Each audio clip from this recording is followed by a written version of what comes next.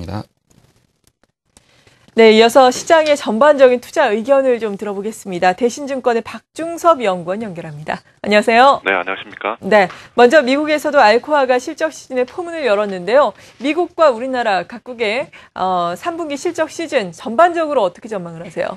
네, 삼성전자가 지난주에 또다시 사상 최대치 수준의 분기이익을 발표했지만 전반적으로 3분기 실적 발표가 주가에 긍정적인 영향을 줄 것 같지는 않아 보입니다.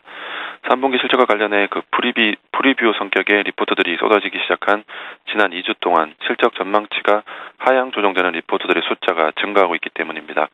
어닝 쇼크를 기록했던 지난 2분기와 유사한 양상이 전개되고 있다고 봐집니다. 코스피와 코스닥 모두에서 3분기 실적 전망치가 지속적으로 하향 조정되고 있지만 그 경험상 실적 조정치가 하향 조정되는 시기에 오히려 실적 쇼크를 기록한 경우가 많았다는 점에서 3분기 기업 실적이 예상치를 하회할 가능성이 높다고 생각됩니다. 그리고 우려를 더하는 부분은 실적 발표 시즌에 원달러 환율의 하락세가 나타나고 있다는 점입니다. 원달러 환율이 그동안 지지선 역할을 했던 달러당 1,100원 선에 바짝 다가서고 있어서 원화의 가치가 한 단계 절상되는 것이 아니냐는 우려도 생겨나고 있습니다. 원화의 절상 가능성을 우려라고 말씀드린 것은 단기적으로 원달러 환율이 1,100원 선을 하회할 경우에 외국인들이 순매도로 전환되거나 혹은 기업이 감소에 대한 우려가 커질 수 있기 때문입니다. 그렇지 않아도 실적 시즌이 주가에 부정적인 영향을 줄 것으로 예상되는 상황에서 원달러 환율이 실제로 달러당 1,100원 이하로 하락하게 된다면 실적 시즌의 부정적인 효과가 더욱 커질 수 있다고 생각되기 때문에 환율 변수의 움직임을 짚어볼 필요가 있다고 생각됩니다. 방금 말씀해 주신 환율 변수에 대해서 조금 더 자세하게 짚어보면 좋을 것 같은데요. 달러화에 대한 원화 환율, 오늘은 시장 하락에 따라서 좀 상승세를 나타내고 있지만 정말 말씀해 주신 것처럼 1,110원대 연중 최저 수준에서 지금 움직이고 있는 상황입니다. 이 환율 수준에 따른 증시에 미치는 구체적인 영향은 어떻게 봐야 되겠습니까? 네, 일단 결론부터 말씀드리면 다행히 원화가 당장 추세적인 강세로 갈 가능성은 크지 않아서 원화 강세로 지수 하단이 더욱 낮아지는 그런 부정적인 시너지는 크지 않을 것으로 예상이 됩니다. 일시적으로 원달러 환율이 1,100원 선을 하향 이탈할 수는 있지만 1,100원이 여전히 의미 있는 지지선 역할을 하게 될 것으로 전망을 합니다. 원달러 환율이 1,100원 아래에 머물렀던 기간들 중에서 시기적으로 가장 가까운 때가 2011년 4월부터 8월까지인데요. 당시 원화의 강세를 만들었던 요인들과 현재 상황을 비교해 봄으로써 원달러 환율의 1,100원 이탈 가능성을 가늠해 볼 수 있다고 생각됩니다. 2011년 4월 이후 나타났던 원화 강세의 가장 큰 배경은 한미 간의 내외 금리 차이 확대라고 판단하고 있습니다. 미국은 재료금리의 저금리 기조가 유지된 반면에 한국의 기준금리는 2010년 7월부터 5차례나 인상이 되었었는데요. 가격 매력이 높은 한국 채권 시장으로 외화 자금이 꾸준히 유입되면서 원화가 강세를 만들었다고 생각됩니다. 하지만 2011년 상반기와 지금 상황이 좀 다르다고 생각이 되는데요.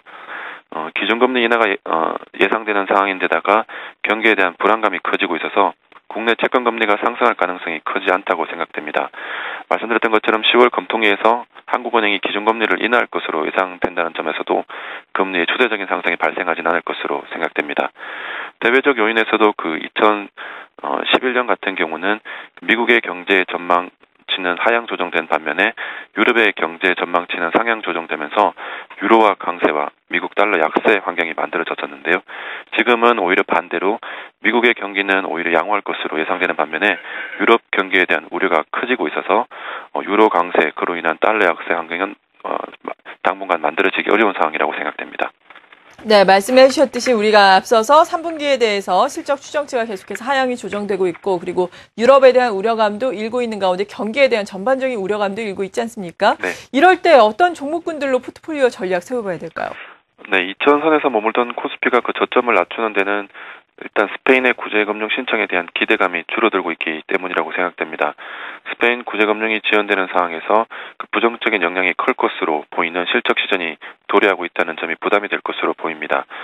따라서 일단 방어적 포트폴리오를 구성할 필요가 있다고 생각이 되고요. 방어주 가운데서도 가격 매력과 실적에 대한 우려가 크지 않은 업종에 관심을 가질 필요가 있어 보입니다. 보험 업종이 가장 적합하다고 생각이 되는데요.